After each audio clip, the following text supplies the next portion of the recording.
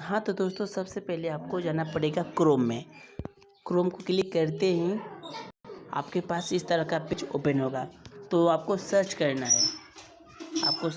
है youtube.com। Search करने के बाद आपको शायद इस तरह का पेज ओपन होगा।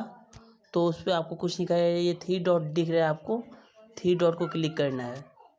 उसके बाद ये डिस्क्रिप्ट साइट दिख रहा है, उसको क्लिक करना है। उसको क्लिक करते हैं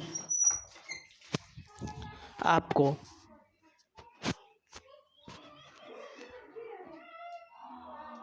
आपके मोबाइल स्क्रीन पे इस तरह का पेज ओपन होगा।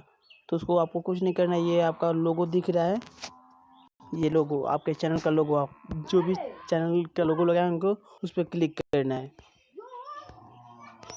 उस पर क्लिक करते हैं आपको इस तरह का पेज ओपन होगा। कुछ नहीं कर रहा है, सिंपल सा है, बट आप लोग थोड़ा सा ध्यान से देखिए, 2 मिनट के अंदर ही जान जाएंगे कि कॉपीराइट कैसे चेक करते हैं। ये योर चैनल दिख रहा है, योर चैनल, उस पर क्लिक करना है आपको। योर चैनल पे क्लिक करते ही आपको इस तरह का पेज ओपन होगा। तो आपको कुछ नहीं करना है, सिंपल सा यूट्यूब स्टूडियो पर क्लिक करना है। ये जो यूट्यूब स्टूडियो दिख रहा है आपको, उस पर क्लिक करना है।